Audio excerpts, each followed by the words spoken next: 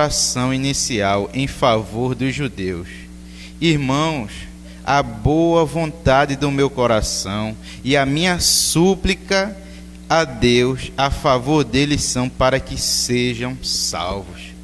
Muitas vezes, meus irmãos, eu me entristeço quando eu entro dentro de uma igreja evangélica que tem os princípios bíblicos e você começa a ver lá os amuletos ali que você encontra, os utensílios, né, que você encontra dentro do templo, e começa a ser utilizado aquilo ali como amuleto, como um candelabro, como a arca da aliança, e começa a usar aquilo ali como ritos, como você vai começar a ver puxando para o judaísmo em vez de puxar para o lado do cristianismo.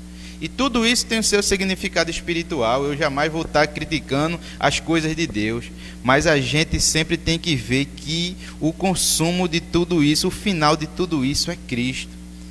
Tudo tem que apontar para Cristo, nada para o lado da religiosidade. E esse presente e o futuro de Israel, Jesus veio ali para os judeus. A Bíblia vai dizer ali em João 1 que ele veio para os que eram seus.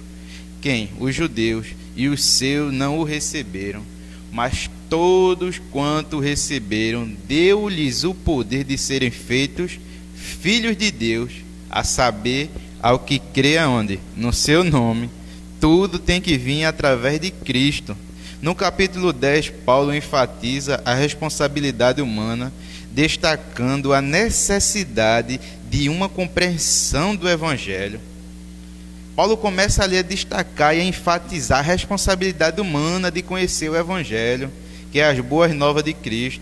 Romanos 10, 5, 13, a importância da proclamação do Evangelho, que ele vai começar a dizer, como ouvirão se não há quem pregue? Ele está começando ali a falar da necessidade de alguém pregar o Evangelho genuíno, de anunciar as boas novas, como Jesus ali, quando ele chamou seus discípulos assim, começou ali, chamou eles a pregar na Judéia, na Galiléia, até os confins da terra, e foi isso que foi feito. E uma imprescindível resposta de fé, está lá em Romanos 10, 16 ao 21. Em seguida, passa a tratar do futuro, vislumbrando o amor de Deus, que comparou e ofereceu salvação a todos os homens por meio da sua graça. Está lá em Romanos 11, versos 5 e 6. Três aspectos assinalam bem os capítulos 10 e 11 de Romanos: Israel e a igreja, duas eleições, e o futuro de Israel, a aliança eterna e a excelência de Deus. Esses pontos que vamos estudar aqui nessa manhã são pontos bem importantes para nos esclarecer, que muitas vezes a gente discute certos pontos e não tem o entendimento. Israel é o eleito de Deus, Jacó, o bichinho de Jacó, o povo escolhido, o povo ali que Deus escolheu ali através de quem? Através de Abraão. E ali foi gerando a descendência, aquele povo escolhido, a nação santa. E a partir daquilo ali, Deus foi ali tratando, cuidando, para que hoje nós, como gentios, conhecesse o amor de Deus através de quem? Através de Israel, que Deus usou ali para com Israel.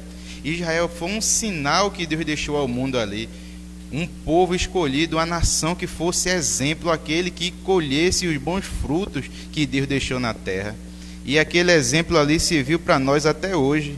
Mas aquele povo rejeitou o amor de Deus, rejeitou o teu Deus verdadeiro. E até hoje eles esperam quem? O Messias. E esperam o Messias se Jesus já veio. Aí eles vão sentir na pele a necessidade de ter Jesus como seu Salvador. E vou deixar aqui o primeiro ponto aqui para o nosso irmão Alexandre, dar o primeiro ponto aqui dessa lição, em nome de Jesus. Amém. Amém, igreja, irmão Romero, pastor, irmã Ana Paula e todos que estão ouvindo. Então, na verdade, esse estudo de Romano é muito profundo, certo? O capítulo 9, o 10 e o 11, ele retrata, na verdade, o seguinte: o capítulo 9, ele retrata o quê? Um olhar para trás. Capítulo 9. Já o 10, na verdade, é o presente, retrata o presente. E o 11 retrata, na verdade, o futuro, né, de nosso povo, né? Então temos aqui, vamos para a lição. Israel é a igreja, né? Duas eleições. Paulo começa expressando um desejo profundo do coração, assim como fez no capítulo 9, ao dizer que estaria pronto para ser amaldiçoado, a fim de que seu povo fosse salvo.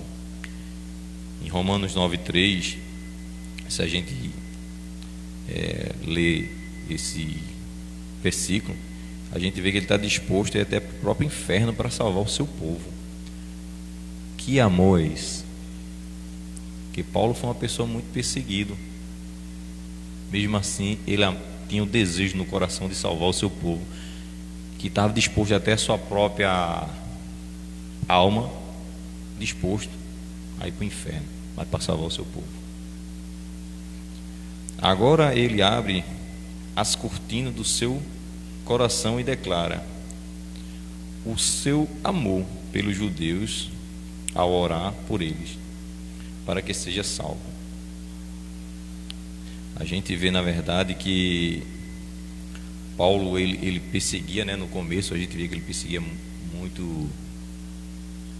muitos cristãos, né, ele perseguia, matava, entre outros, mas a gente sabe que no passado Deus tinha um grande plano na vida dele, né, e a partir daí ele também era conhecedor da palavra, não através do evangelho, o genuíno evangelho, né, e sim daquele evangelho que ele seguia, né. Então aí a gente vê que houve essa transformação e o amor que ele desejava para aquele povo dele. A ignorância de Israel quanto à justiça de Deus está lá em Romanos, né, de 10, de 1 a 4. O que pode levar um povo a virar as costas a Deus e desprezar tão grande salvação? Como pode um povo, mesmo sendo detento de tanto privilégio, se mostra tão ignorante com respeito às promessas de Deus? A gente vê lá essa passagem lá em Romanos 9, o 4, verso 5, né, do 4 ao 5. A resposta estão nos versículos 2 e 4 também de Romanos 10. Se a gente for lá pegar essa parte do 10, o que é que ele fala? Eu lhe dou testemunho de que eles têm zelo por Deus. Paulo mesmo, ele dava o testemunho lá que o povo judeu ele tinha um zelo, né? Ele mesmo testemunhou. Mas aí tem um detalhe importante, que o povo tinha, na verdade, ele era fervoroso. O povo era fervoroso, né? Ele era um religioso, ele tinha grandes agendas religiosas, mas faltava o principal deles. Faltava o principal, né? Que era o evangelho genuíno. O problema de Israel não era ser fervoroso nem religioso, era a falta da verdade. Era a falta da verdade. Era uma deficiência doutrinária, né? E aí a falta de sinceridade religiosa. Paulo está muito triste por esse caminho que estão seguindo, e ele alerta eles, né, que o caminho na verdade não é esse. O caminho na verdade não é esse. Então faltava também muito discernimento. Não bastava só ele estar orando na igreja, jejuando e na verdade não seguir realmente o verdadeiro evangelho. Faltava esse discernimento. Então vamos segundo aqui. O zelo sem entendimento, está lá em Romanos 2 também. Não existe a verdade em religião. Se tratar, não se apoia na palavra de Deus, né? O que é que ele quer dizer com isso? Você pode até encontrar irmão que vá, como a gente falou, vai para a igreja, que ore todos os dias, que jejue todos os dias, que seja extremamente religioso, né? em sua expressão todos os dias. Mas na verdade o que faltava neles era o discernimento, né, com os princípios. O senhor quer acrescentar algum ponto, irmão? Eu notei aí que o senhor ficou meio assim. Sobre essa resposta de João Calvino, né? Que João Calvino diz que não existe verdadeira religião se não se apoia na palavra de Deus. Então quer dizer o quê? Que se você pode ser, como o irmão Alexandre acabou de passar, pode ser religioso, jejuar e orar, a gente vai ter essa base. Naquela vez ali que o Senhor Jesus ali deu exemplo ali, subiu dois homens ao monte a orar, um fariseu e um publicano. O fariseu batia no peito e dizia: eu não sou como esse, apontando para o irmão do lado, eu não sou como esse, eu jejuo 2, 3 vezes por semana, eu faço isso, eu dou o dízimo, eu faço isso e faço aquilo. Aí o publicano olha para baixo assim, bate no peito e começa a dizer: tem misericórdia de mim, pecador. Quer dizer o quê? Que para o homem chegar a Deus, através da lei, do conhecimento da religião, ele tem que se reconhecer que é um miserável pecador. É um homem que necessita do sangue de Jesus na vida dele. A questão que a gente está falando aqui sobre o judaísmo nos dias atuais é porque o judeu, ele se acha esse povo, o povo santo, a nação escolhida, que o próprio Deus santificou, o próprio Deus separou. Mas aquele povo ali que se acha o melhor. Se você chegar numa loja de um judeu, você for, o irmão Alexandre é um judeu, chega aqui na loja dele, ele sabe que a bênção está sobre a vida dele, que a própria palavra relata, que até se você for pagar ele não pega o dinheiro da sua mão, ou ele joga o dinheiro em cima da mesa e manda você botar o dinheiro em cima da mesa. Não é religiosidade nua e crua. Você vai ver, se você conhecer um judeu, você vai começar a ver que no dia de sábado, se ele morar dentro de um prédio ali que tem elevador, já é tudo programado para subir, para ele nem tocar no botão de elevador, para você ver o tamanho da religiosidade de um judeu. Mas Jesus, uma certa vez, ali, se não me engano, em Mateus capítulo 3, alguma coisa assim, ele vai chegar a dizer que: escribas e fariseus hipócritas, que dão o dízimo do endro, do cominho, até das pequenas hortaliças, mas vocês desprezam o amor. Aí começa a dizer os detalhes do amor de Jesus pela vida do homem. Aí ele diz: fazei essas coisas e não omitir aquelas. Porque o fariseu, ele segue à risca a lei, tenta seguir, que ninguém nunca consegue seguir a lei à risca, a não ser o Senhor Jesus Cristo. Mas ele sempre, ele cria uma religiosidade tão grande, que foge do amor de Jesus. Por isso, meus irmãos, nessa manhã eu tenho aprendido aqui com essa lição que nós temos que deixar de lado a religiosidade e praticar mais o que? O amor. Praticar mais o amor de Jesus na nossa vida. Se Jesus nos alcançou, sendo nós ainda pecadores, nas lições anteriores, se eu não me engano foi Romanos 8 ou foi 9, que ele chega a dizer que ele nos alcançou, sendo nós ainda pecadores, sem ter merecimento de nada. Será que com o judeu não pode ser do mesmo jeito? Amém, irmão Alexandre? Dê continuidade. Desculpa aí qualquer coisa. Não, é uma benção. Amém. Vamos ver aqui a justiça própria, né? Então vamos lá. Romano 10, do 3 ao 4. O que ele falava aqui? O homem, na sua ignorância, tenta ser bom diante de Deus. Busca ser salvo pelos seus próprios méritos. Então vamos falar um pouquinho aí, né? Então o que acontecia lá? Eles eram fervorosos, como a gente falou anteriormente, entre outros, mas eles queriam o quê? Pelas minhas obras, né, eu vou ser salvo, né? Pelas minhas obras eu vou ser salvo, pelos meus méritos eu vou ser salvo, né? Pelo que eu fiz, eu também devo ser salvo, porque eu mereço ser salvo, né? Se justificando. Mas ele tem um detalhe muito importante: ser salvo, ele queria ser salvo pelos seus próprios esforço, né? Então pelas obras que eles faziam, aí ele acreditava que seria por aí, e na verdade a gente sabe que não. A salvação, ela vem do Senhor, né? A salvação vem do Senhor, não é pelo esforço que o Senhor está falando. Vamos dar um exemplo, o irmão Homero: todo dia aqui eu limpo a igreja, todo dia eu lavo a igreja, eu já estou com minha salvação garantida, viu? Né? Será que é assim? Um pedacinho no céu já estava garantido. Eu estou lá, eu arrumo as cadeiras aqui, eu ligo o ventilador, estou garantido já no céu. Os irmãos aí que corram atrás, que o meu já está garantido. Não é assim, né? Jesus é o único que pode salvar a nossa vida. Então tem aqui também, o que a gente pode trazer aqui? Então ele tinha um desconhecimento, né? Desconhecimento à justiça de Deus, porque eles acreditavam nele. E Paulo, quando viu isso, notoriamente, Paulo notou logo essa situação e foi logo em cima e começou a explicar a eles que não era assim, né? Tanto é que a gente vê lá no começo, ele diz que está disposto até a ir para o próprio inferno, mas pela salvação do seu povo, dos irmãos, dos judeus, né? Então a gente vê todo esse desenrolar. Agora a gente falou muito em lei, não foi? A gente já falou em lei aqui. Agora, qual o papel realmente agora? Qual é o papel da lei? Por que a lei foi criada? Né? Por que a lei foi criada? É uma pergunta, né? Então assim, o senhor vai responder? Né? O papel da lei é apontar para o homem, mostrar que o homem é pecador, o homem necessita de algo, e esse algo é Jesus.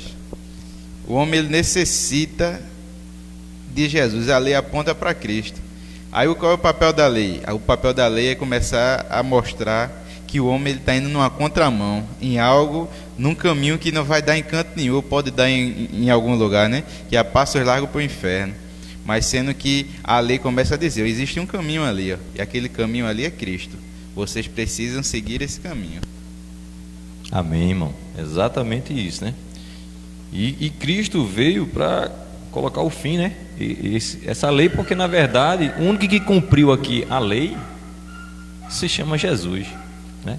Nenhum outro conseguiu cumprir os 10 mandamentos 100%, né? Sempre tem um naquele ali que ele ficava meio pendurado e não cumpria 100%. Então, vamos lá, continuando. Formas alternativas de justiça. Está lá em Romanos do 10, do 5 ao 13. Paulo apresenta duas formas de justiça e as constata.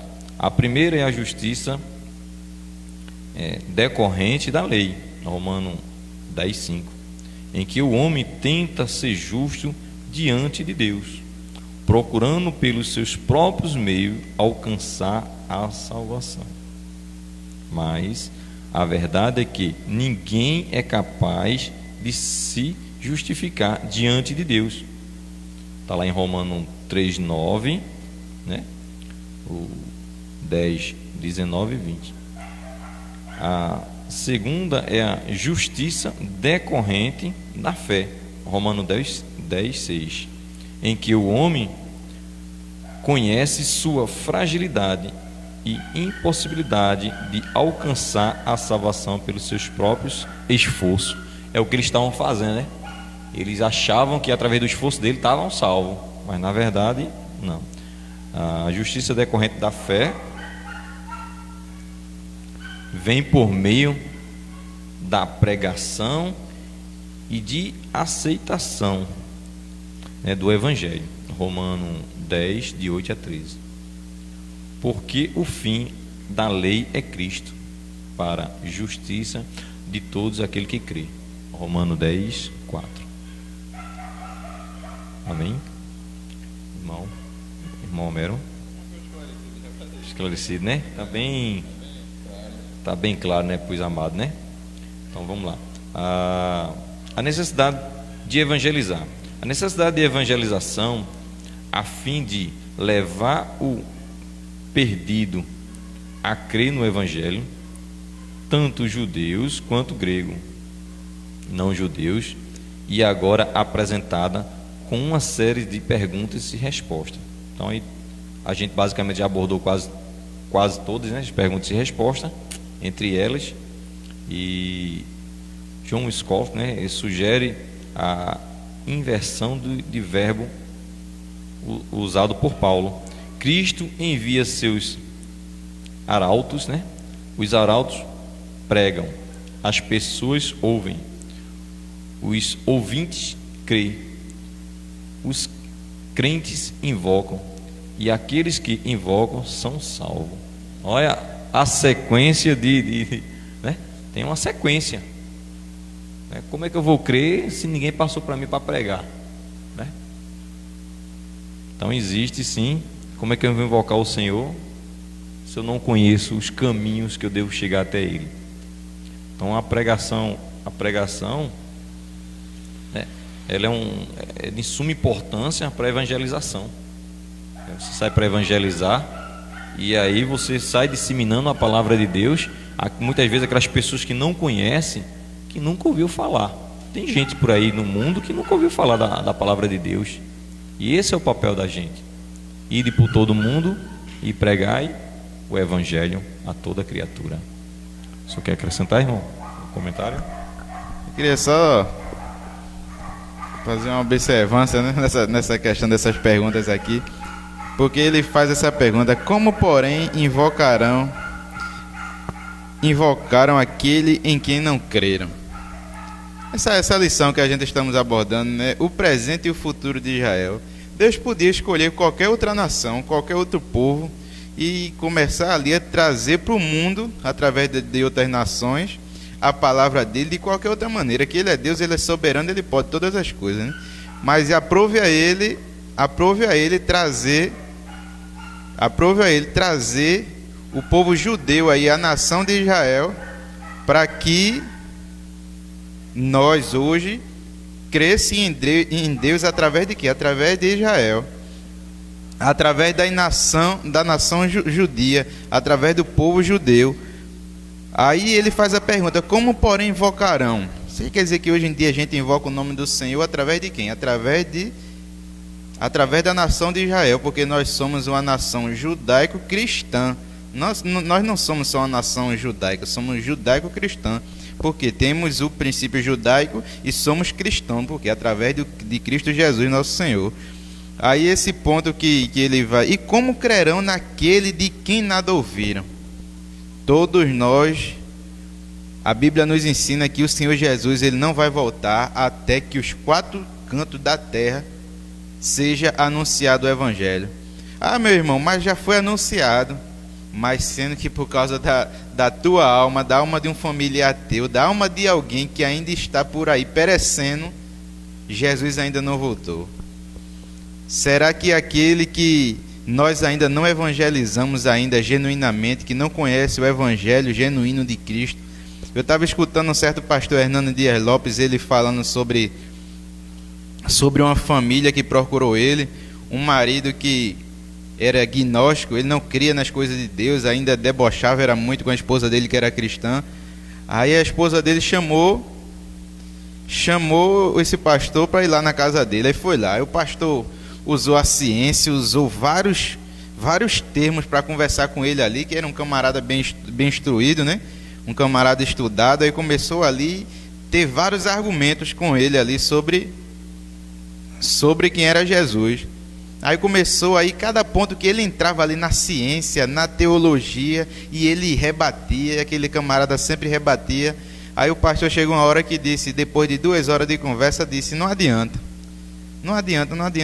estar conversando com ele aqui, que não está acrescentando em nada a fé dele aqui, e se é que ele tinha fé. Aí ele olhou assim, aí começou a falar ali da Bíblia ali, do sangue de Jesus ali, que não havia outro caminho a não ser Jesus. Quando ele abriu a boca para dizer aquilo ali, começou a escorrer a lágrima ali no rosto daquele cidadão ali, e ele aceitou Jesus como salvador da vida dele. Aí você vê que você usar a ciência, a religião, qualquer outra pessoa não convence, mas quando você utiliza do sangue de Jesus, é quem purifica o homem de todo pecado. Amém, irmão Alexandre? Pode ir. Amém. Tem para hoje aqui, tem uma mensagem aqui, na verdade, que ele fala o seguinte na própria lição: você acredita que Deus o escolheu por merecimento ou por misericórdia? Tem sido capaz de testemunhar sua fé, mesmo sabendo da possível rejeição do ouvinte? Você entende com clareza quão importante é servir a Deus anunciando o Evangelho?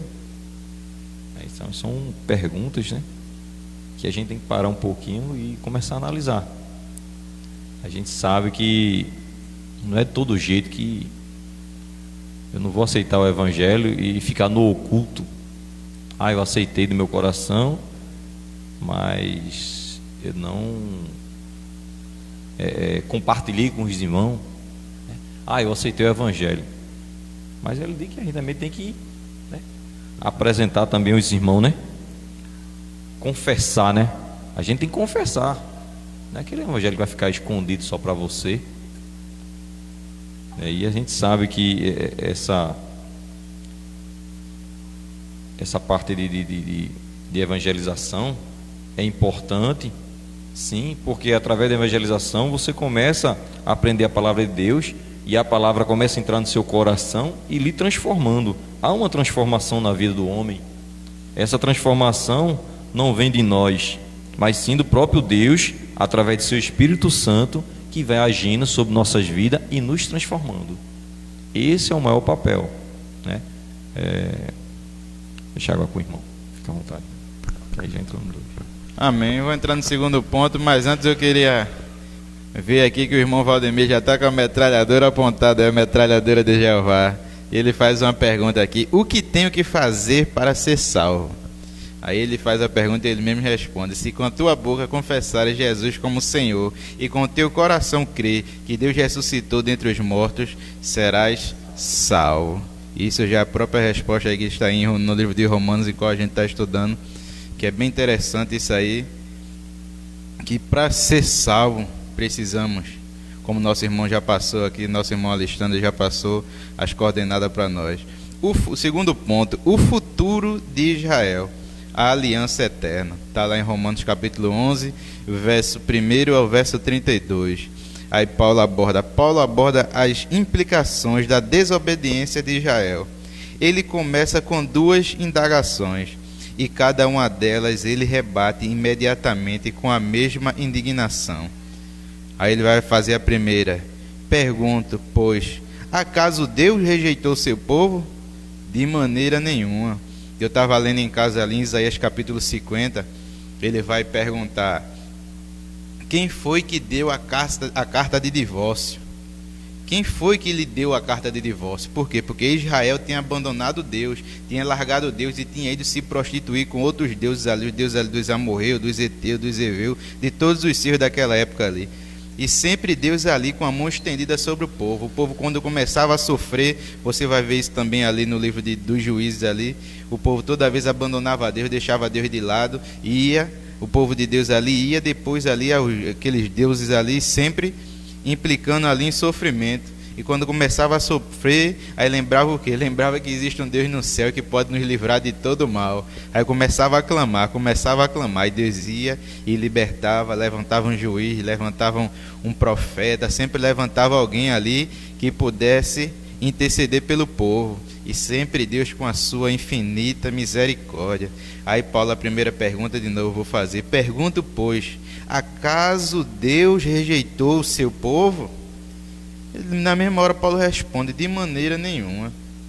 Segundo, novamente pergunto: acaso tropeçaram para que ficassem caídos? De maneira nenhuma.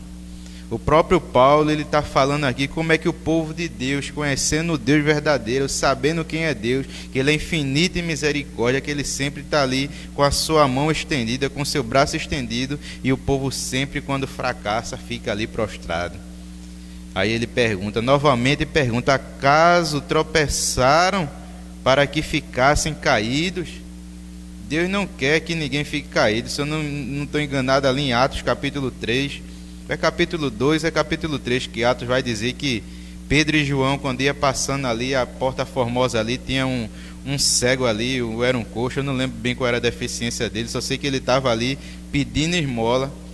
Aí Pedro e João, né? Aí Pedro e João olham para ele assim: olha para nós.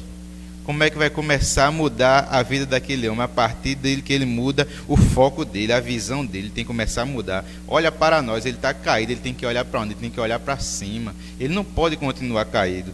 Aí ele diz assim: eu não tenho nem prata, nem tenho ouro, mas o que tenho, isso eu te dou. O que é que eles têm? Ele tem Jesus.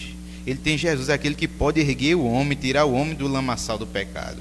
Ele é aquele que aquele que podia mudar a vida daquele homem. E depois daquele momento ali, que aquele homem ali fica de pé, depois a Bíblia vai relatar que viram aquele homem ali pulando ali, saltando ali dentro da casa de Deus. Você vê como é que a vida do homem muda a partir do momento que o homem conhece Jesus. Continuando, a rejeição de Israel não foi total ou definitiva. É esse o tema do capítulo 11. A gente já vai entrando no capítulo 11. E ele fala aqui 4 provas de não rejeição de Deus ao seu povo. Eu já falei isso aqui uma vez e continuo falando. Deus nunca rejeita o homem. O homem é que entra no fracasso e ali quer ficar no fundo do poço. A gente vai ver a história de Elias. Deus chamou Elias. Elias está ali com Deus ali, fazendo a obra de Deus tremendamente. Aquele homem que ora a Deus e cai fogo do céu. Aquele homem ali que ora por um curto espaço de tempo e Deus faz o milagre ali na vida do povo. E a gente vai ver que Elias vai ali, entra na caverna e Deus chama ele. O que é que fazes aqui, Elias? Porque Deus não quer o homem escondido dentro da caverna. Deus quer o homem ali de pé, erguido e fazendo a vontade dele. Por isso que começa a vir a pergunta aqui do outro ponto, do primeiro ponto, que ele diz: como porém invocarão a quem não creram? E como crerão naquele de quem nada ouviram? Porque a missão do crente é ir anunciar o evangelho de Cristo. Por isso que Jesus tem que ser anunciado nos quatro cantos da terra. Aí a prova pessoal de que Deus não rejeitou o seu povo. A prova pessoal é essa, porque eu também sou israelita. O próprio Paulo começa a dizer: sou israelita, da descendência de Abraão, da tribo de Benjamim. Aqui o apóstolo Paulo revela a sua nacionalidade. Eu sou judeu, diz ele. Por isso que ele, quando em oração, ele começa a orar ali: queria eu ser anátema, eu queria ser maldito de Cristo, para que esse povo se salvasse. Mas ali ele sempre está batendo naquela tecla ali, porque esse é um tema bem difícil, como já foi anunciado na aula anterior. Romanos 9, 10 e 11 é um tema complicado, porque a gente aprende uma certa cultura, dizer que o povo de Israel ali rejeitou Deus, e a própria Bíblia diz isso, e o povo larga Deus de lado, e agora não tem mais diferença entre o judeu e o grego, são tudo o mesmo povo. Aquele povo que invocar o nome do Senhor será salvo. Mas se Israel também não clamar o nome do Senhor, ele não pode ser salvo como nós fomos? É assim ou não? Se Israel clamar o nome do Senhor Jesus Cristo, eu aprendi que até o último suspiro de vida é entre o Criador e a criatura. Até o último fôlego de vida que o homem possa ter é entre ele e Deus. Muitas vezes se pergunta: será que fulano foi para o céu? Será que fulano, será que ele morreu pelas obras dele? Mas quem é que sabe a intimidade que alguém tinha com Deus ou não? Quem é que pode dizer? Quem é que pode assim justificar assim? Eu sei quem foi para o céu, quem não foi, quem foi para o inferno, quem não foi. Eu acho umas perguntas meio sem propósito, né? Se Deus quer salvar, quem é que pode dizer, né? Quem vai para o céu, quem não vai? Vamos lá, ainda no primeiro ponto aqui, o ponto B, a prova teológica, né? Que Paulo ainda diz ainda. Depois de responder as próprias perguntas, Paulo descreve Israel como povo escolhido de Deus. E se ele descreve Israel como povo escolhido de Deus, e onde é que a Bíblia mostra que Deus rejeitou Israel? Deus rejeita as obras de Israel, que Israel faz, começa a abandonar Deus, e ali vão ficando. E a prova bíblica, Paulo traz à tona uma prova bíblica que é a situação da nação vivida nos tempos de Elias. Ele ali começa a dizer, nos tempos de Elias ali, o povo ali se rebelaram contra Deus, e assim está lá em Romanos capítulo 2, verso 2 e 4. E ali Deus foi ali e transformou de novo a vida daquele povo através do profeta Elias. E a prova contemporânea é a última prova de que Deus não rejeitou o seu povo. É de caráter contemporâneo. Como no tempo de Elias, nos dias apostólicos, Deus estava levantando um povo. O que caracteriza esse povo é que foi alcançado mediante a graça. Se esse povo foi alcançado mediante a graça, então quer dizer que não é merecimento meu, não é merecimento do judeu, É merecimento de quem? De Deus, que é eleito de Deus e acabou-se. Deus elegeu. É eleito de Deus, não está aqui nem eu e você, nem o irmão Alexandre aqui para discutir, não. Não é eleição de Deus. Se é eleição de Deus, não tem argumento. Não é assim, irmão Alexandre? É isso mesmo, irmão Romero. É como a gente estava falando lá, que eles faziam, né? Mas não tinha, eles queriam ser salvos pelos méritos deles, né? Pelas obras dele, né? E não pela graça do Senhor Jesus na vida dele. Esse é o diferencial daquele povo. Por mais que eles corressem atrás de santificar-se, mas ele estava no caminho errado. E Paulo foi ali exatamente para abrir os olhos desse povo. Paulo foi ali só com essa intenção realmente, mostrar a ele que o caminho não era esse.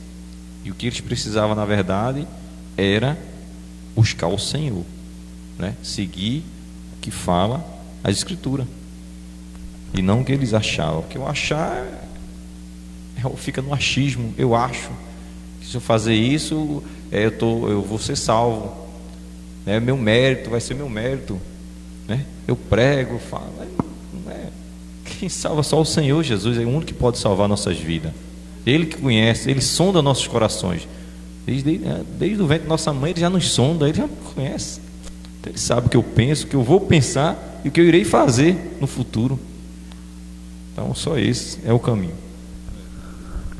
E também nós vamos aprender que ali no livro de Hebreus ali, muitos cristãos ali que se converteram ali, na época ali dos apóstolos ali, se converteram e depois quando viram o acosto, começaram a pegar ali a perseguição contra os cristãos, começaram a olhar para trás ali, é melhor a gente voltar para a prática do judaísmo, é melhor a gente se voltar atrás e viver quem a gente éramos lá atrás. Aí eu ia dizer Paulo, mas não foi Paulo, porque a carta ali não tem, é anônima, né? A carta aos Hebreus ali, começa ali, o autor aos Hebreus ali começar a mostrar, não, Jesus é maior do que Abraão, Jesus é maior do que Moisés, Jesus é o sumo sacerdote, e começa ali a enfatizar ali quem é Cristo. Necessariamente vocês precisam não só da lei, vocês precisam de Cristo. Necessariamente nós não precisamos viver uma religiosidade, nós precisamos viver Cristo. Nós precisamos viver uma vida que Jesus viveu. Aí você vai ver, em meio a toda aquela cultura judia ali, judaica, aí Jesus vem. Aí começa a ser perseguido por quem? Pelos religiosos. Aí você vê que a religião é longe da vontade de Deus. Cada vez que a gente se aproxima da religião, a gente se afasta de Jesus. Porque Jesus, ele não é preso a um dogma, a uma religião. Muitas vezes a gente se escuta dizer aí fora que não, só é crente quem foi crente de tal igreja. Eita Jesus. E onde é que Jesus está nesse negócio? Foi a igreja que morreu por mim na cruz do Calvário? Foi a igreja que criou o homem e disse que criou o homem do pó da terra? Foi essa tal igreja que fez algo para que Jesus viesse a ressuscitar dos mortos? Não, é Jesus, Deus e o Espírito Santo. O Espírito Santo é aquele que convence o homem do pecado, da justiça e do juízo. Jesus é aquele que morreu por mim e por você na cruz do Calvário. E Deus é aquele que ressuscitou Jesus dentre os mortos. Fora isso, não há salvação.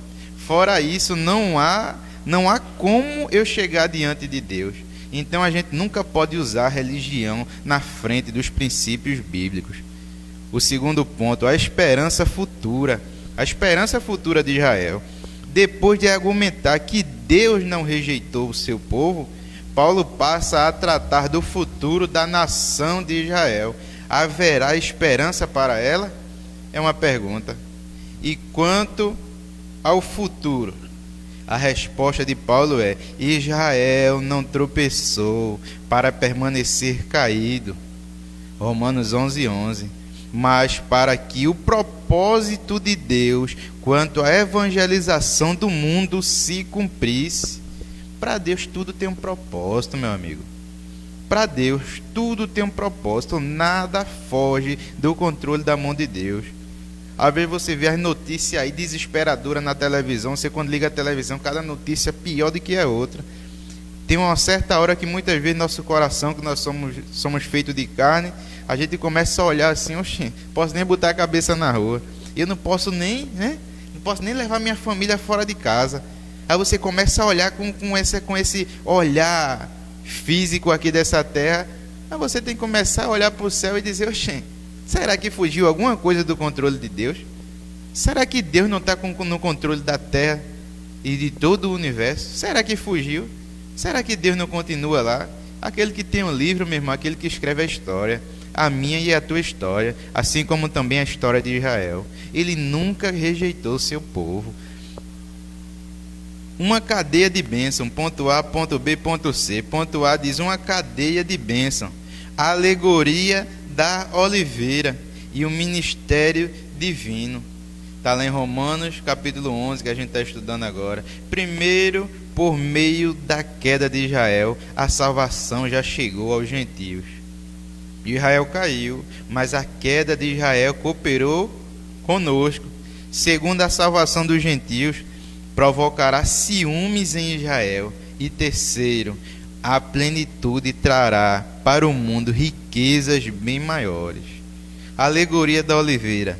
John Stott diz que Paulo desenvolve sua alegoria jogando com os temas ser cortado e ser enxertado. Aí eu lhe pergunto: você é cortado ou você é enxertado?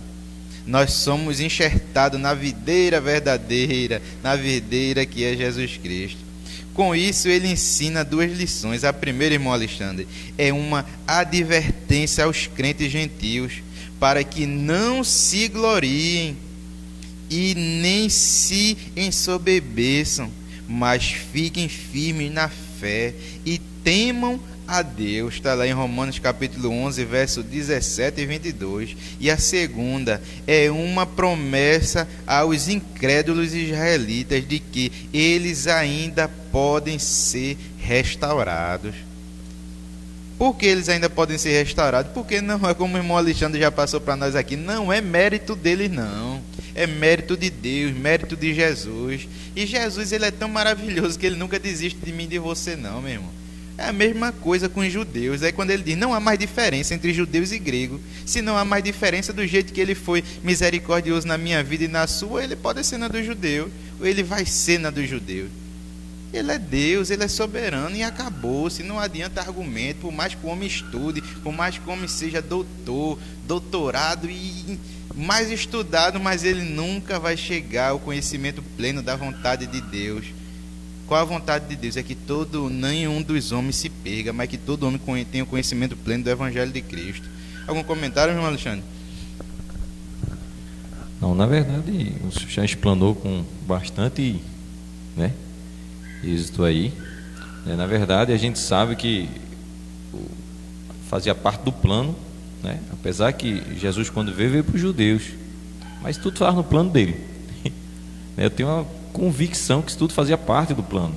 O povo rejeitou e aí foi aberto para os demais, os estrangeiros, os gregos, na verdade. Então a gente pegamos esse gancho aí e hoje podemos ter a convicção e a certeza da nossa salvação, que é em Cristo Jesus. Ele, através dessa passagem, deixa bem clara para nós. É verdade. Tem um breve comentário da irmã Ruth Pereira, que Jesus conforta o coração dela e que Jesus é maior do que todo problema que ela venha viver, e Jesus sempre está na frente de qualquer dificuldade que venha acontecer na sua vida, irmã Ruth. Creia em Deus que Jesus resolve todos os problemas. O ponto C, o ministério divino, a essência desse mistério, mistério é o próprio Cristo, em quem todos os tesouros da sabedoria e do conhecimento estão ocultos. A grande notícia é que o mistério consiste em boas novas. E boas novas é o Evangelho, boas novas é que se resume em Cristo. Tanto os gentios quanto os judeus poderão desfrutar junto das promessas de Deus.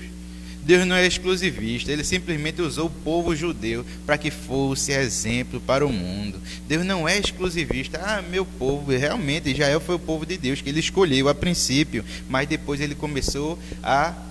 É só você abrir sua Bíblia em João 1. João, ele vai dizer no capítulo 1 lá, ele vem dizendo, João 1 vem dizendo, Lucas capítulo 3 vai começar a dizer ali: voz do que clama no deserto, endireitai as vossas veredas, todo vale se encherá. João Batista era um engenheiro que ele começou a planar, a deixar tudo por igual, para quando viesse ser anunciado o evangelho, chegasse a todo mundo. A princípio pelos judeus, os judeus deixou de lado.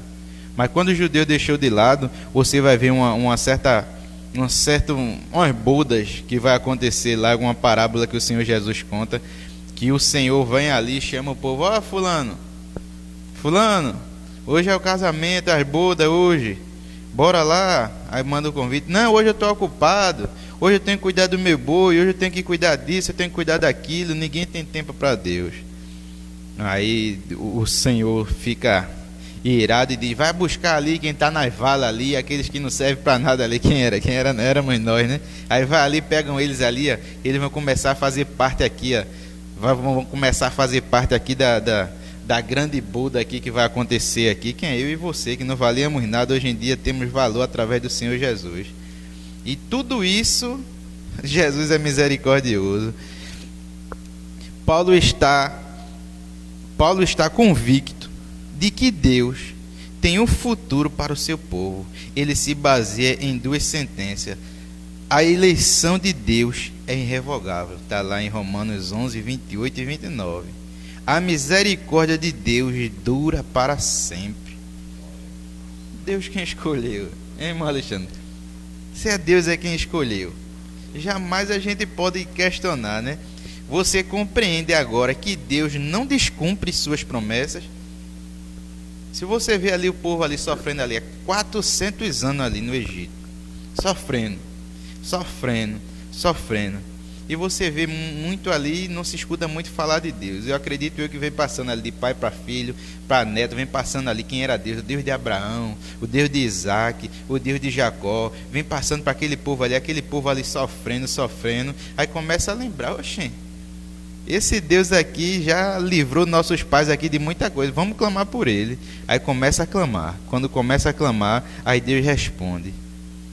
Não é porque nos 400 anos ali Deus fica ali calado, porque Deus é alienado à palavra dele. Se Deus fala, tem que ser cumprido. Até a natureza começa o ciclo dela até a mudar diante da palavra de Deus. A gente vai ver ali que Ezequias ali, quando ele adoeceu ali, o profeta Isaías foi lá na casa dele, lá no palácio lá, e disse: olha, arruma a tua casa que certamente morrerás. Aí Ezequias já ali se ajoelha ali, começa a chorar, começa a apresentar a Deus, começa a se apresentar a Deus: ah, Senhor, preciso viver mais um pouquinho, que eu preciso fazer mais alguma coisa, tem misericórdia de mim, que eu andei segundo as tuas obras. Ele não é para salvação, ele não está se justificando para salvação, ele está se justificando diante da palavra de Deus, que a palavra de Deus é justiça e Deus é justo. Aí Deus olha para ele assim e diz: eu vou acrescentar mais 15 anos de vida a ti. Aí ele pede uma resposta. Qual é a resposta que ele pede? É que o relógio de Acais ali volte, retroceda. Aí você vê que Deus mudou todo o tempo ali para retroceder um certo tempo, para mostrar que ele era Deus na vida de Ezequias. Assim é na minha e na tua vida, a misericórdia de Deus para com o seu povo. E eu queria deixar o terceiro ponto aqui para o nosso irmão Alexandre: a excelência de Deus. Amém. A excelência de Deus. Vamos lá. Romanos 11, né, do 33 ao 39. A bondade e a perfeição de Deus em trazer a salvação a toda a humanidade pode ser claramente observada nas características relacionadas à sua excelência. Excelência, a palavra excelência, ela vem de excelente. Também ela vem de qualidade e superior. Então, Deus, ela é excelência, né? Não existe outra, é superior, né? É o que está mais alta a qualidade, né, de excelente no Evangelho. É o próprio Evangelho, né, que foi passado. Então, vamos continuar aqui. A profundidade da riqueza de Deus. Romanos 11:33. A ideia predominante é a que a salvação é uma dádiva de Deus, que enriquece, né, imensamente aqueles a quem é concedida o Evangelho, né? Então a gente vê que são atributos de Deus, né, a qualidade, né, de Deus, ou a características, né, atribuída de Deus. Só uma dessas. Então vamos ver aqui: a sabedoria de Deus. Foi a sabedoria de Deus que planejou a salvação para que todos aqueles que vier a crer em Cristo por meio da pregação do Evangelho possa desfrutar de sua gloriosa presença. É diferente, amado, aquelas pessoas que não conhecem a Deus ainda e a pessoa que conhece. Você vê, o semblante dele muda. O semblante dele muda. Existe uma paz no coração dele. Ele não é aquela pessoa que anda atribulado, não é aquela pessoa que vive constantemente angustiado, porque Deus é na vida dele. Por mais não é que ele não esteja fora das dificuldades, não é que agora eu sou um cristão, sou crente e hoje eu não passo por prova. Passa sim por prova, passa, né? Mas assim, você tem que entender uma coisa, que mesmo você passando pela prova, você tem a convicção que você tem um Deus que é contigo. Você tem um Deus que está lutando pelas suas causas. Esse Deus é que nos conforta o nosso coração, por mais que a tribulações venham. Então essa é uma confiança. Tudo se acabando, a pandemia está aí, né, está todo mundo morrendo, se acabando, tal, aquele negócio todo, e o crente está ali de pé. Diz, meu Deus, esse povo, né, é um povo que é muito resistente, porque tem um Deus que cuida por ele. A gente sabe que até a própria palavra fala, a palavra de Deus diz, né? Deus cuida do seu povo e livra de todo o mal. Aqui na terra a gente tem que fazer a nossa parte. Qual é a nossa parte? Usar as prevenções, né, que são necessárias, mas que Deus está com a mão estendida sobre cada um daqueles que segue de todo o seu coração.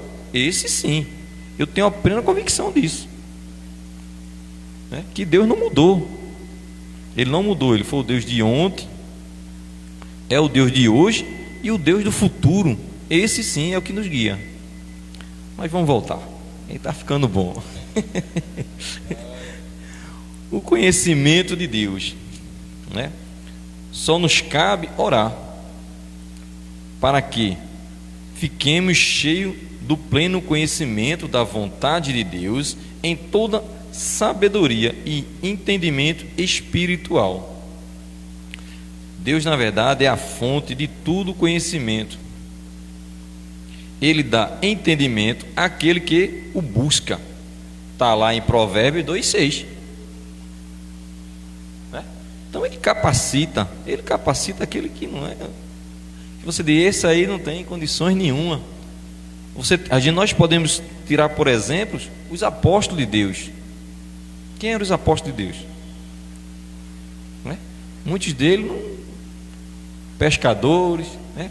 Cada um na sua cultura ali, cada um tinha um segmento, e Deus pegou aquele, trouxe para ele e capacitou todos eles. Então hoje quem somos nós? Somos nada. Se Deus não capacitar cada um de nós, nada somos. Só o Senhor é Deus. Você quer fazer algum comentário? Fica à vontade. Eu vejo que sou bem afiado aí, eu sou a fim de fazer um comentário. Não, eu só ia dizer que eu não sabia de nada, agora eu não sei de quase nada.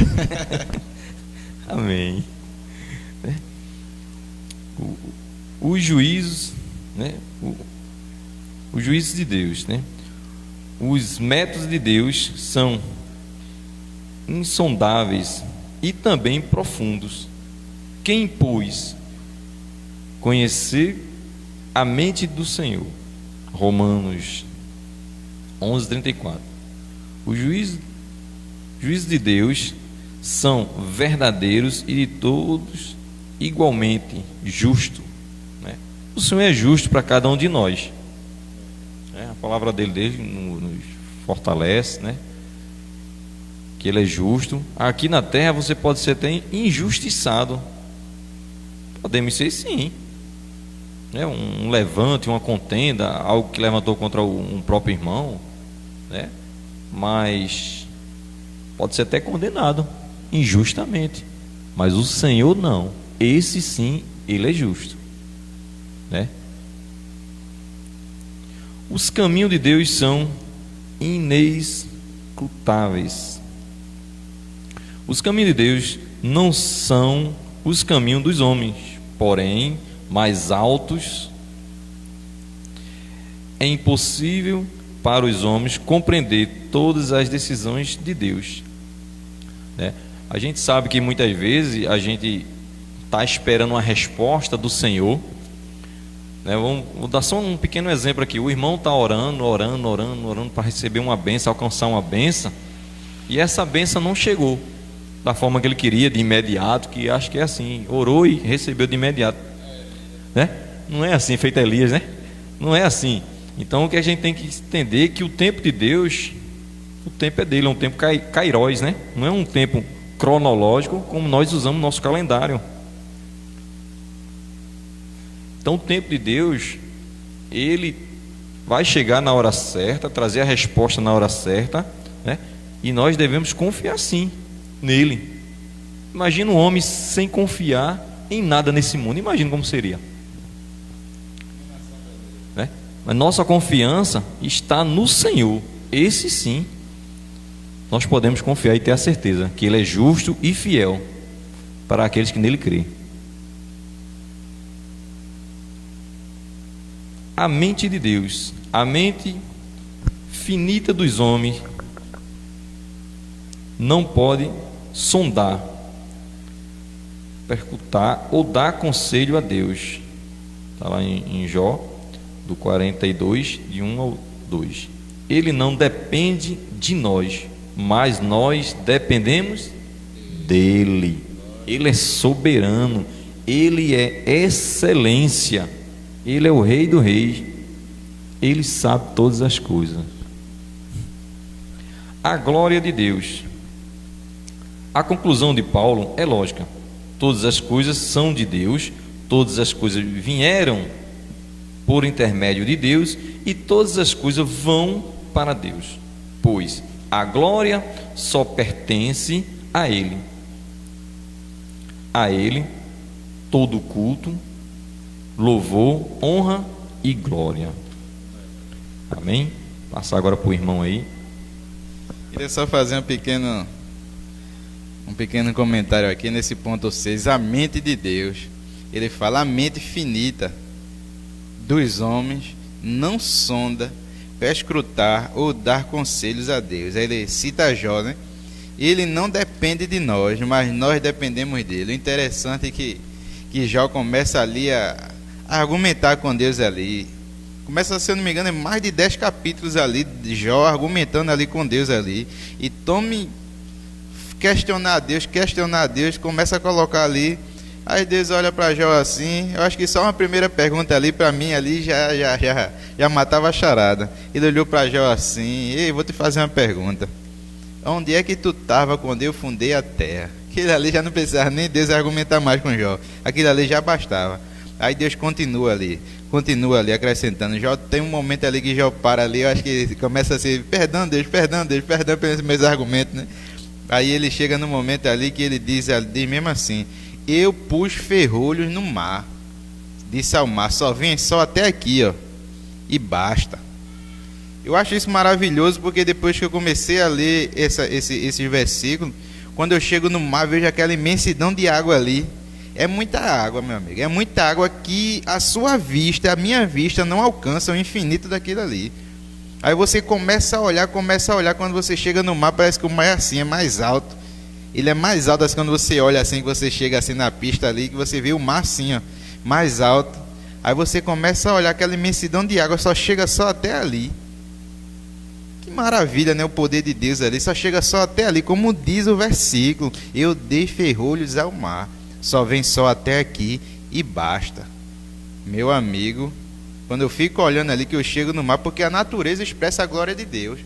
Quando eu chego ali, vejo aquela maravilha ali, que ele reflete assim o céu, né? Se o céu tá azul, o mar tá azul, se tá meio, aí fica meio verdeado, eu não sei como é aquilo ali, nem a ciência acredita que não explica, que ele tem algum argumento, mas não explica. Aí você vê que a maravilha de Deus assim, a mente de Deus assim, não se compara o homem, por mais que ele estude, por mais que ele não... A gente também não pode pegar esse argumento e querer dizer que o homem não deve estudar. Que o homem, cada dia, como dizem em Oséias, que o homem tem que conhecer e buscar conhecer a Deus. O homem tem que cada vez se esmerar na palavra, tem que se dedicar. Porque como é que eu digo que eu amo a Deus e eu não procuro pesquisar quem é Ele? Como é que Ele pode chegar na minha vida? Como é que Ele pode melhorar a minha vida? Cada dia, meus irmãos, temos que buscar ao Senhor. Buscai ao Senhor enquanto se pode achar. Invocai-o enquanto está perto. O reino foi dividido ali depois de Salomão, o reino do norte e o reino do sul. O reino do norte ali caiu, o reino do sul caiu, o reino do norte ficou olhando. Eu sei que Judá viu a queda de Israel e ainda assim não tomou aquilo ali como exemplo. Nós estamos estudando hoje aqui o presente e o futuro de Israel. Israel caiu, mas está caído porque quer continuar caído. Basta ele conhecer Jesus como Salvador da sua vida. E a mesma coisa somos nós. Vimos a queda de Israel. Se vimos ali, ele está prostrado ali, então nós vamos ter que seguir aquilo ali como exemplo, para não largar Deus de mão e começar a ir em viés ideológico que o mundo está nos ensinando. Se você pegar até os louvores de hoje em dia, você vê os louvores de antigamente, é totalmente diferente. Totalmente diferente. Você não vê Deus no meio dos louvores, você não vê o nome de Deus no meio dos louvores, você só escuta dizendo que o homem é magnífico, que o homem pode, que o homem é, e o homem não é, nem pode nada. Quem pode é Deus, quem é Deus. E assim vamos caminhar aqui para a nossa conclusão. Eu vou fazer essa conclusão aqui, eu ainda quero que o nosso pastor aqui dê uma concluída aqui, em nome de Jesus. Devemos entender e proclamar as verdades bíblicas, soberania de Deus, está lá no capítulo 9, responsabilidade do homem, está no capítulo 10, e o futuro de Israel, que está no capítulo 11, e viver à luz delas. O propósito de Deus ao encerrar judeus e gentios juntos num lugar onde a desobediência deles e a sua lei precisa ser reconhecida e trazido à luz, era dar sua imerecida misericórdia igualmente a judeu e aos gentios. Quer dizer o quê? Que Deus encerrou os dois e mostrou os dois. Se por gentio não tem merecimento nenhum para salvar eles, igualmente são com vocês, judeus. É igualmente, porque eu é quem sou soberano, Deus, né? Ele é soberano e está querendo trazer isso aí para o judeu. Vai chegar uma hora que eles vão reconhecer. Eles vão reconhecer que eles não são nada sem Jesus. Queria que o nosso pastor viesse aqui concluir aqui essa missão. E nossa irmã Ana Paula encerrar com oração em nome de Jesus.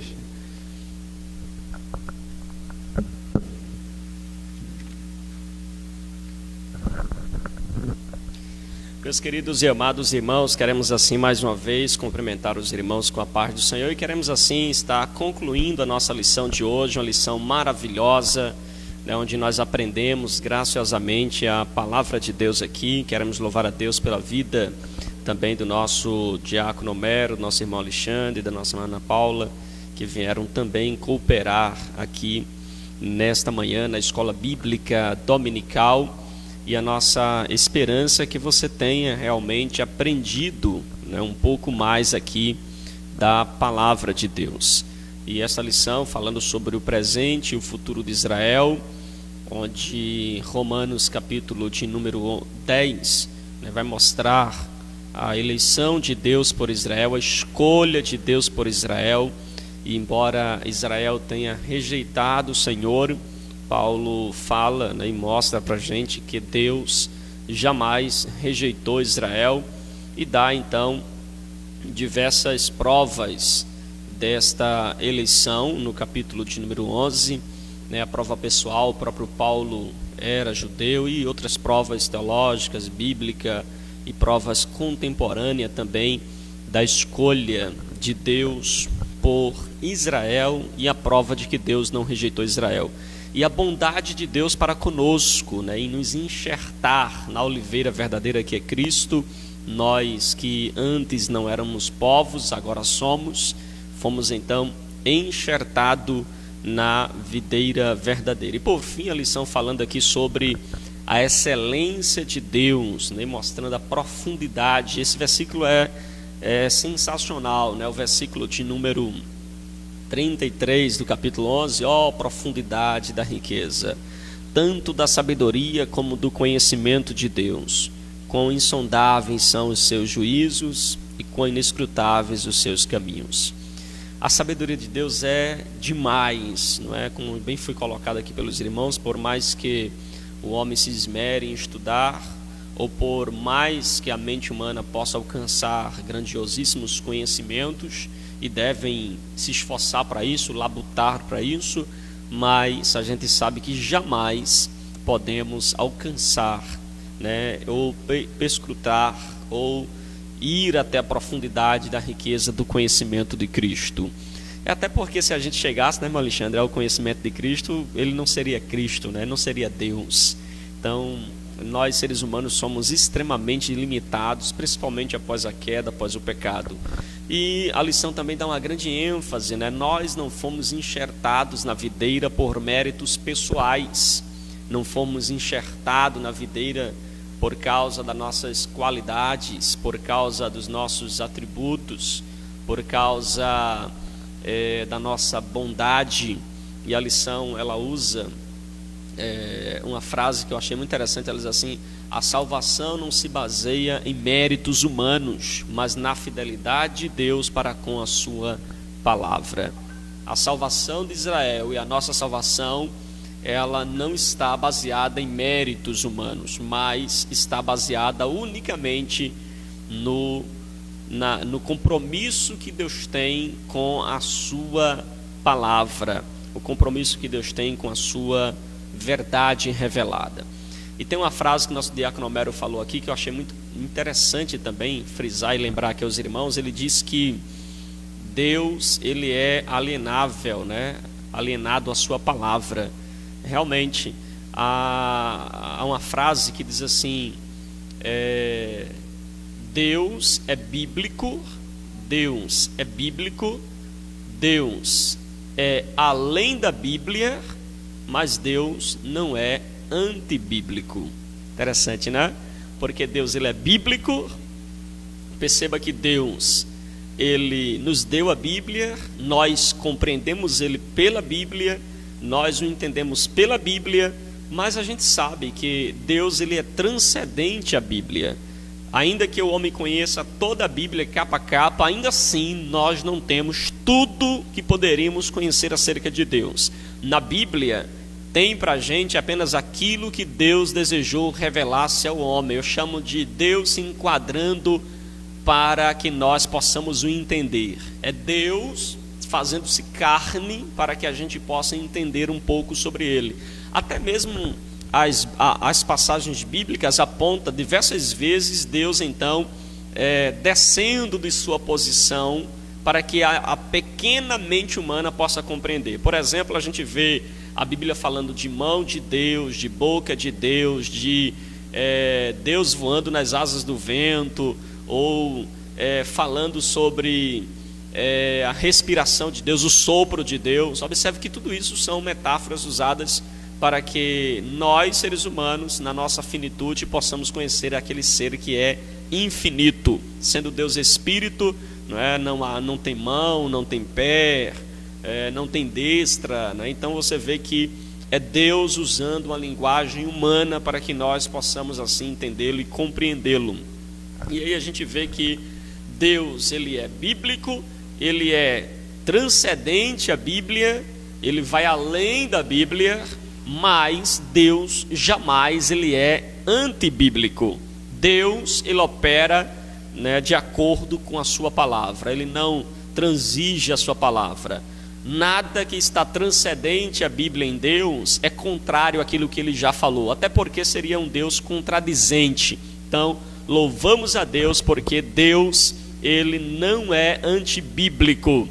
Porque às vezes, meu diácono Homero, meu querido irmão Alexandre, eu já vi pessoas, inclusive, dizendo assim: eu não posso pregar só o que está ali na Bíblia, não, eu tenho que pregar aquilo que Deus me revela. E às vezes ele mostra uma revelação que Deus deu para ele que é contrário às Escrituras. Como assim? Como Deus pode dizer que A é azul e revelar para outro que A é verde? Como assim? Deus vai revelar uma coisa aqui, uma coisa ali? Claro que não. A revelação de Deus é única. Ela a revelação de Deus é o que é. Não precisamos inventar, criar, não precisamos acrescentar, mas apenas aceitá-la como verdade. Uma vez um irmão me abordou e falou assim: pastor Fagner, João 3,16 significa o quê? Significa o que está escrito, não é? Porque a gente quer inventar, irmã Ana Paula, a gente quer ler João 3,16 e quer inventar, quer criar. Não, é o que está lá. Ele amou o mundo de tal maneira que deu o seu Filho unigênito para que todo aquele que nele crê não pereça, mas tenha vida eterna. É o que está lá. O problema nosso é esse. A gente às vezes diz assim: pastor, eu leio a Bíblia, mas não entendo. Não é que você não entendeu às vezes, é que você quer achar coisas que não estão no texto. A Bíblia, ela já é a própria palavra. Leia e entenda. Primeiro parta de um princípio literal, de que tudo é literal, e quando não der para entender literalmente, veja o sentido figurado. Mas a Bíblia é a palavra de Deus para a gente. Então Deus, ele jamais será antibíblico. Deus, ele sempre falará, agirá de acordo com aquilo que ele revelou em sua poderosa palavra. E é claro, ele não se limita, não está engessado naquilo que ele falou, ele vai além daquilo que ele falou. Amém, meus irmãos? Eu espero que nesta manhã os irmãos tenham aprendido um pouco da palavra de Deus. Nosso querido irmão Alexandre vai fazer assim as considerações finais nesta manhã. Antes dele fazer as considerações, deixa eu ler aqui bem rápido, né, que o tempo já estourou, alguns comentários aqui dos irmãos. A nossa irmã Ruth dizendo: tão grande é o Senhor. A nossa irmã Ruth está afastada, eu vi aqui os comentários dela. Ela está afastada, ela disse que precisa voltar, né? Eu espero que a irmã Ruth possa fazer inclusive essa decisão agora. Se a senhora quiser fazer essa decisão agora, a nossa irmã Ana Paula vai estar fazendo a oração final e já inclui a senhora. Se volte para Jesus, não espere para amanhã, o dia aceitável é hoje, o momento é agora. Então tome essa decisão, volte para os braços do Pai, porque o Pai já o aguardava, não é? A senhora não parou para ouvir esta programação de manhã, uma escola bíblica dominical, geralmente muito rejeitado, né? Porque o pessoal gosta de live que tem fogo, que tem movimento, que tem línguas estranhas, profecia, que tem profeta entregando chave de casa, de carro, de imóvel, né? Entregando, mas aqui você veio para ouvir a palavra de Deus. E se nós pregarmos a palavra de Deus como ela é, será o próprio Deus falando com você. Então você ouviu aqui a palavra de Deus. O profeta de Deus não é quem diz assim diz o Senhor, né, trazendo novas visões e novas revelações. O profeta do Senhor é aquele que prega realmente a palavra de Deus como ela é. Então eu espero que a irmã Ruth faça esta decisão. Se a senhora assim desejar, confirme aqui nos comentários e a gente vai estar orando pela senhora aqui na sequência. Também está conosco aqui, participando aqui conosco, a nossa irmã Janicleia, né, que está aqui participando. Ela disse que lição maravilhosa. Ela nos acompanha lá na Paraíba. A nossa irmã Janicleia foi uma ovelha minha aqui em Camaragibe. Ela precisou viajar e estar ali na Paraíba junto com a sua família. Um abraço para sua esposa, seus filhos, que Deus abençoe. Também estar aqui participando conosco nosso diácono Amaro, também interagindo aqui. Que Deus os abençoe. Nosso querido diácono Valdemir, nossa irmã Ana, que Deus abençoe a irmã Ana. Nosso querido diácono Daniel, né, que Deus continue abençoando também em nome de Jesus. Glória a Deus. Nossa irmã Ruth diz aqui: eu aceito, pastor, eu quero receber esta oração, me voltando para a presença de Deus. Amém. Eu sei que os irmãos, né, que aqui estão, e nós podemos nos alegrar, né, pelo um trabalho simples, porque o evangelho é simples, mas que tem vidas aqui sendo transformadas. Às vezes alguns irmãos ficam assim, mas pastor, porque eu só insisto tanto, né, em gravar os cultos, em transmitir, porque eu posso estar dando uma aula aqui para 5, 6, 7, 10 pessoas, mas eu fico feliz em saber que alcancei 100, 120 pessoas que estão em casa, que estão acompanhando em casa e que de alguma forma está sendo abençoada. Por isso que eu convoco os irmãos a compartilharem, principalmente com pessoas não evangélicas, para que elas possam ser alcançadas. A nossa irmã Ana Paula, né, vai estar assim fazendo essa oração. Eu vou pedir só para o irmão, porque eu atropelo muitas coisas aqui, né? Nosso irmão Alexandre vai fazer assim as considerações finais, tá certo? E a nossa irmã Ana Paula faz assim a oração final e apresenta a nossa irmã Ruth, que está se voltando para a presença de Deus. Você em casa aí pode dar glória a Deus por isso, a festa no céu e alegria na terra, por uma vida que se volta aos pés do Senhor Jesus. Amém? Irmã Ruth, a gente vai entrar em contato com a senhora, de repente a gente pode ministrar, não é, um curso de discipulado, tá certo? Através da internet, mandando videoaulas para a senhora, acompanhando a senhora, não sei onde a senhora mora. Se a senhora morar aqui em São Lourenço, aqui perto, né, nos deu o privilégio de poder estar com a gente e também ser acompanhada pessoalmente, não apenas de maneira virtual. Amém? E procure uma igreja mais próxima à sua casa, uma igreja que prega a palavra, que ensina a palavra, né? Procure o pastor da igreja e informe que a senhora se voltou para Jesus e deseja congregar, deseja fazer parte da comunhão da igreja. Amém? Nosso irmão Alexandre. Amém. Graças a Deus, uma vida que se voltou aos caminhos do Senhor, né? Eu estou aqui para agradecer a oportunidade que o pastor nos deu, né? Tanto eu como minha esposa estamos aqui. E agradecer a cada um dos irmãos que estão acompanhando, né? E aquele também que não é evangélico também está acompanhando. Eu creio que estão alguns assistindo, né? E estão assistindo a pregação que está sendo transmitida. E foi uma benção hoje. E espero que os demais irmãos também possam, próxima semana, estar conosco, acompanhando, né? Acompanhando o ensinamento da palavra de Deus através da Escola Bíblica Dominical. Quero agradecer o diácono, que está aí, o abençoado irmão Homero, estava aqui me dando totalmente apoio. O pastor, mais uma vez, né, estava aqui comigo, me orientando. Desde já agradeço a todos, em nome de Jesus. Muito obrigado. Amém, glória a Deus, né? Então, a nossa irmã Ruth é lá de Aracaju, Sergipe, né? A gente tem que orar por ela, né, irmã Ruth? Orar pela senhora. A gente aqui do estado de Pernambuco, a gente vai orar pela senhora, vai estar acompanhando a senhora de uma maneira virtual, né? E intercedendo para que a senhora permaneça firme nos caminhos do Senhor. E nos informe aí como foi que a senhora achou a nossa transmissão, né? Eu não sei se a senhora conhece alguém daqui, já foi daqui do estado, mas nós louvamos a Deus, né, por alcançar alguém lá em Sergipe. Olha que bênção, não é? Glória a Deus. Nossa irmã Ana, em nome de Jesus. Amém, glória a Deus. Eu cumprimento a todos com a paz do Senhor e queremos dizer à nossa irmã Ruth, seja bem-vinda em nome de Jesus. Que Deus, em sua infinita bondade, a sustente, a assegure, que ela venha olhar para o alvo, que é Jesus. Porque independente das circunstâncias e adversidades da vida, nós estamos firmes e convictos no Deus da nossa salvação. Então assim oremos em nome de Jesus. Justo, eterno e soberano Deus, Pai amado e querido, Senhor, aqui diante da Tua presença, ó Pai, queremos Te elevar nossa gratidão. Obrigado, ó Pai, por esses momentos em Tua casa, adorando o Teu nome, ouvindo a Tua palavra, porque é assim, Senhor, que Tu tem nos sustentado. Tu quer um povo que entenda o Teu propósito, para que assim, Senhor, possamos prosseguir em proximidade contigo, Te louvando, Te adorando, Te engrandecendo e entendendo verdadeiramente qual foi o propósito da salvação, que é trazer a nós o arrependimento, trazer a nós a reconciliação, para que o Teu nome venha a ser glorificado através das nossas vidas.